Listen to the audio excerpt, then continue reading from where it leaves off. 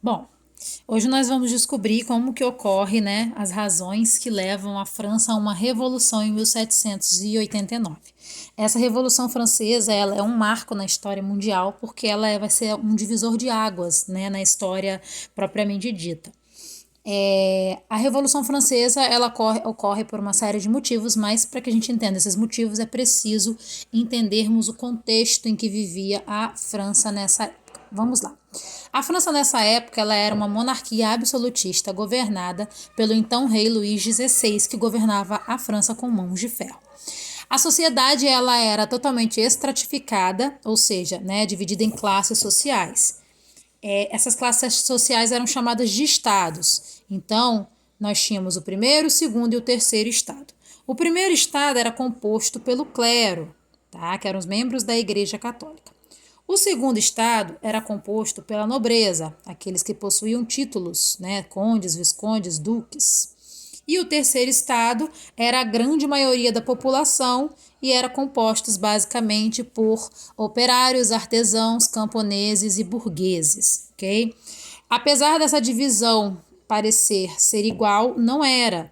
O primeiro estado e o segundo estado não faziam, não compunha nem a metade da população, muito pelo contrário. O terceiro estado, né, que era o povo de um modo geral, ele ocupava, né, ele era representado por 97% da população, tá? E apesar de ser a grande maioria da população francesa, o terceiro estado era totalmente desprivilegiado. Primeiro e segundo estados tinham privilégios, como, né, não pagar impostos, e o terceiro estado era aquele que pagava todos os impostos para sustentar a riqueza e o luxo dos dois primeiros estados. Então, a sociedade francesa ela estava pautada, né? Ela estava firmada nos impostos que eram pagos pelo terceiro estado. Primeiro e segundo estado esmagavam o terceiro estado de tantos impostos que eram cobrados. Dessa maneira, a população, né, o povo francês, que era a maioria, né, os 97% da população, chegava a passar fome e vivia um estilo de vida precário,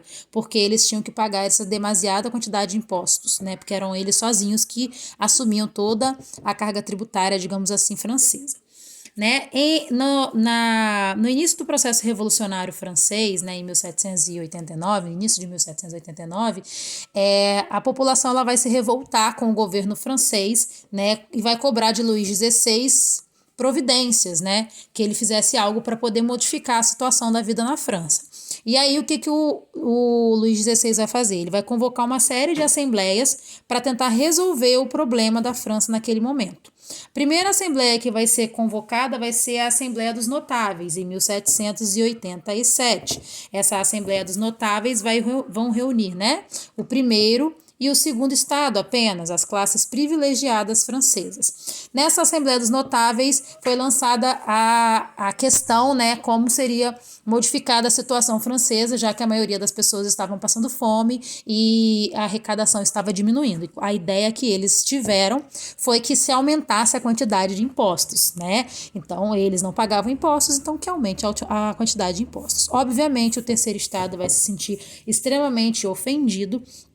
E aí, em 1789, óbvio que o terceiro estado não vai aceitar essa situação, e em 1789 é convocado os Estados Gerais. Os Estados Gerais havia mais de 100 anos que não era convocado pelo rei, era uma assembleia que reunia não só o primeiro, né, o primeiro e o segundo estado, mas também reunia o terceiro estado, ou seja, era toda a população francesa que fazia parte dessa Assembleia dos Estados Gerais, ok? Lá na Assembleia dos Estados Gerais aconteceram votações, né, para definir os futuros, né, o futuro e os rumos da economia, política e a sociedade francesa de um modo geral.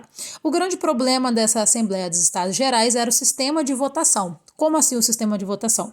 Tudo que era lançado para ser votado na Assembleia dos Estados Gerais era votado pelo primeiro, segundo e terceiro estado.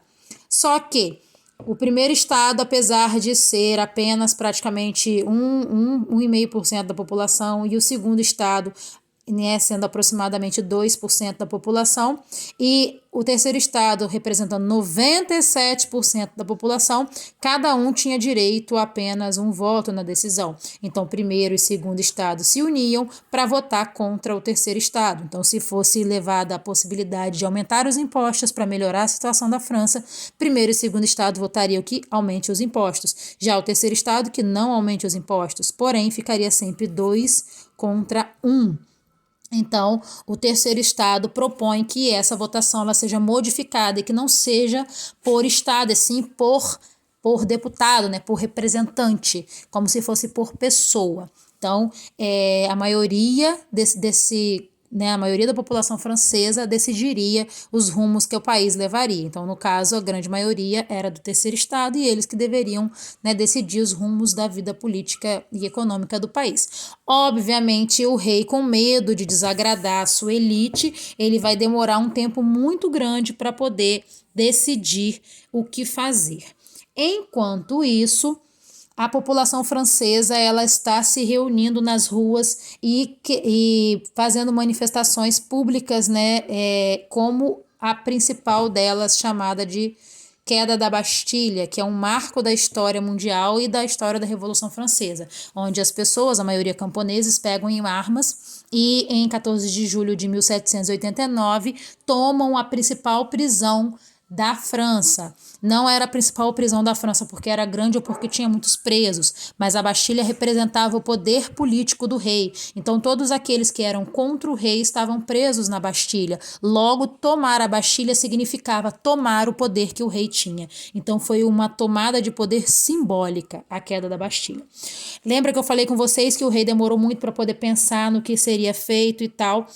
O terceiro estado, então, ele se retira da Assembleia dos Estados Gerais devido, né, a essa indecisão do rei e se autopromove, digamos assim, se autoproclama em Assembleia Constituinte, Assembleia Nacional Constituinte, onde o objetivo principal era criar uma constituição para a França, tá? Essa constituição ela é criada, mas ela é criada em si não, mas as bases para a constituição ela é criada e aí eles fazem com que a nobreza francesa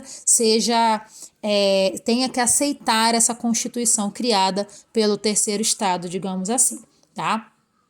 Entre as coisas que essa pseudo-constituição ela vai determinar é a divisão dos poderes do governo, né, o fim dos direitos feudais que ainda existiam e pouco tempo antes dessa carta de constituição, depois transformada em direitos do homem e do cidadão e por fim transformada em constituição, vai ter também o confisco dos bens do clero, ok? E aí que estava criada a Constituição Francesa de 1791, ok? O rei, então, se vendo em situação de não saber exatamente o que fazer, vendo que o povo estava nas ruas, que haviam tomado a Bastilha, que as coisas estavam saindo do controle dele, ele pede ajuda aos seus amigos prussianos.